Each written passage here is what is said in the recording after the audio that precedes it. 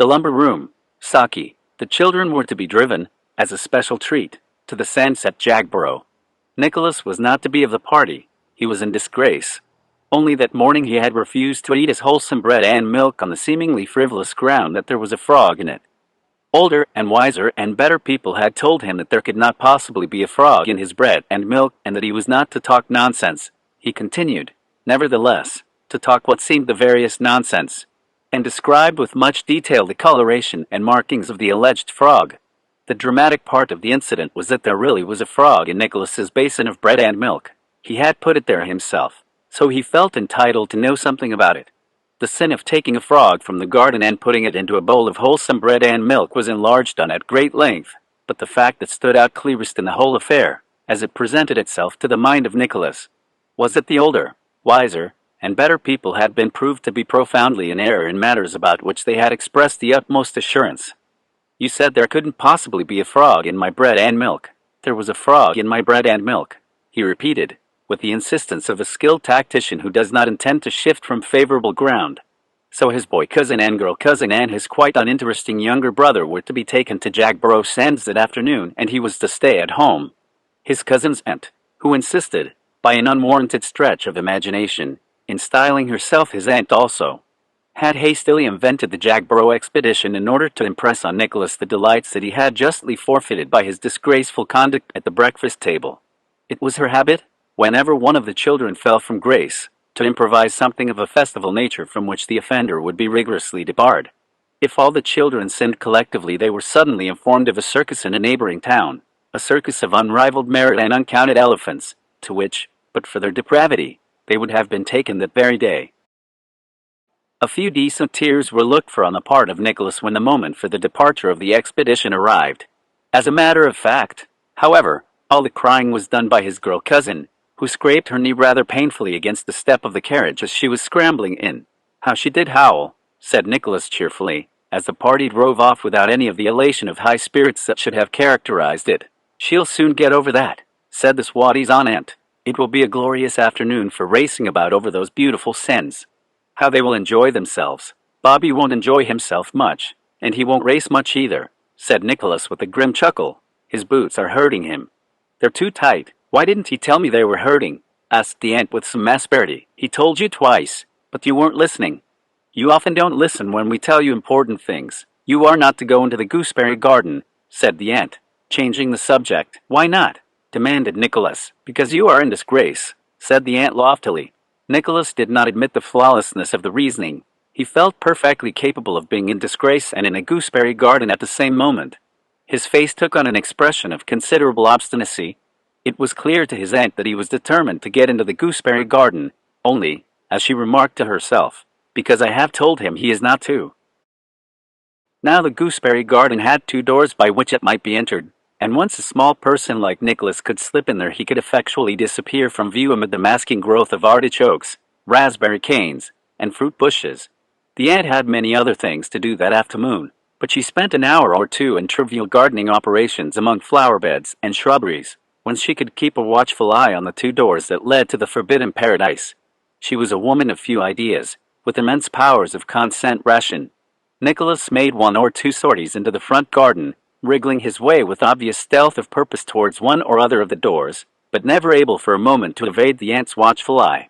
As a matter of fact, he had no intention of trying to get into the gooseberry garden, but it was extremely convenient for him that his aunt should believe that he had. It was a belief that would keep her on self-imposed sentry duty for the greater part of the afternoon. Having thoroughly confirmed and fortified her suspicions, Nicholas slipped back into the house and rapidly put into execution a plan of action that had long germinated in his brain. By standing on a chair in the library, one could reach a shelf on which reposed a fat, important-looking key. The key was as important as it looked. It was the instrument which kept the mysteries of the lumbering room secure from unauthorized intrusion, which opened a way only for aunts and such like privileged persons. Nicholas had not much experience of the art of fitting keys into keyholes and turning locks, but for some days past he had practiced with the key of the school ring-room door. He did not believe in trusting too much to luck and accident. The key turned stiffly in the lock, but it turned. The door opened, and Nicholas was in an unknown land, compared with which the gooseberry garden was a stale delight, a mere material pleasure. Often and often Nicholas had pictured to himself what the lumbering room might be like, that region that was so carefully sealed from youthful eyes and concerning which no questions were ever answered. It came up to his expectations.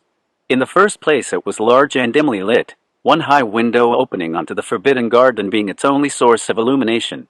In the second place, it was a storehouse of unimagined treasures. The ant, by assertion, was one of those people who think that things spoil by use and consign them to dust and damp by way of preserving them. Such parts of the house as Nicholas knew best were rather bare and cheerless, but here there were wonderful things for the eye to feast on. First and foremost, there was a piece of framed tapestry that was evidently meant to be a fire screen.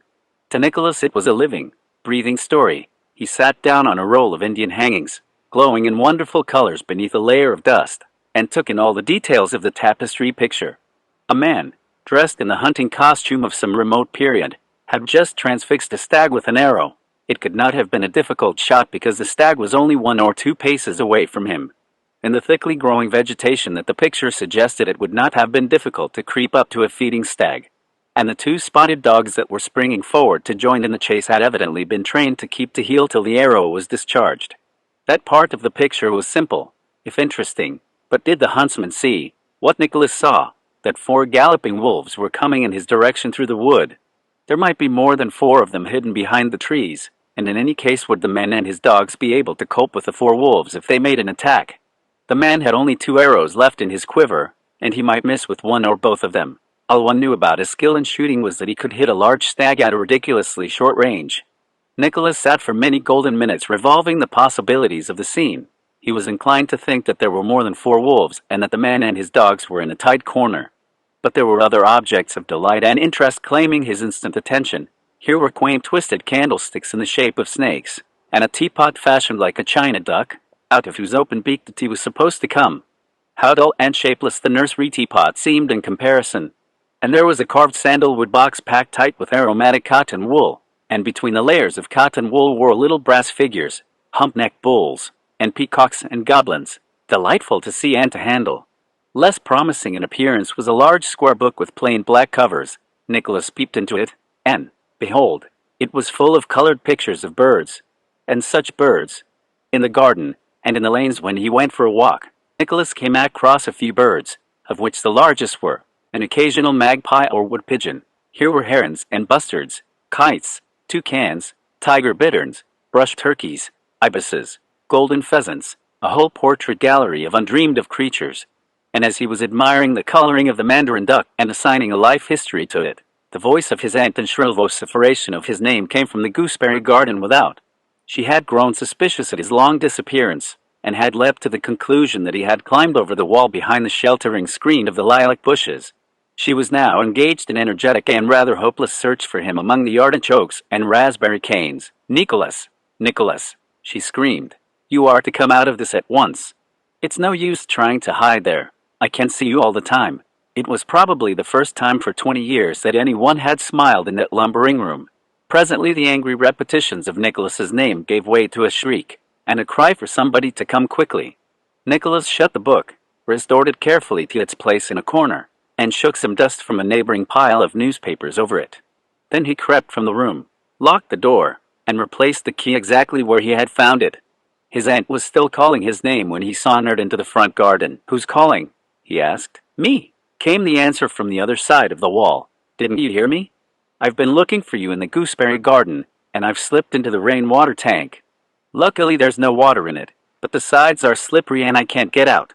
Fetch the little ladder from under the cherry tree." "I was told I wasn't to go into the gooseberry garden," said Nicholas promptly. "I told you not to, and now I tell you that you may," came the voice from the rainwater tank, rather impatiently. "Your voice doesn't sound like Aunt's," objected Nicholas. "You may be the evil one tempting me to be disobedient. Aunt often tells me that the evil one tempts me and that I always yield. This time I'm not going to yield." "Don't talk nonsense," said the prisoner in the tank. "Go and fetch the ladder." "Will there be strawberry jam for tea?" asked Nicholas innocently. "Certainly there will be," said the aunt, privately resolving that Nicholas should have none of it. "Now I know that you are the evil one and not Aunt," shouted Nicholas gleefully. "When we asked Aunt for strawberry jam yesterday she said there wasn't any. I know there are 4 jars of it in the store cupboard, because I looked, and of course you know it's there, but she doesn't, because she said there wasn't any. Oh, devil, you have sold yourself. There was an unusual sense of luxury in being able to talk to an ant as though one was talking to the evil one, but Nicholas knew, with childish discernment, that such luxuries were not to be overindulged in. He walked noisily away, and it was a kitchen maid, in search of parsley, who eventually rescued the ant from the rainwater tank. Tea that evening was partaken of in a fearsome silence. The tide had been at its highest when the children had arrived at Jagborough Cove, so there had been no sense to play on a circumstance that the aunt had overlooked in the haste of organizing her punitive expedition. The tightness of Bobby's boots had had disastrous effect on his temper the whole of the afternoon, and altogether the children could not have been said to have enjoyed themselves. The aunt maintained the frozen muteness of one who has suffered undignified and unmerited detention in a rainwater tank for 35 minutes. As for Nicholas, he, too, was silent, in the absorption of one who has much to think about. It was just possible, he considered, that the huntsman would escape with his hounds while the wolves feasted on the stricken stag.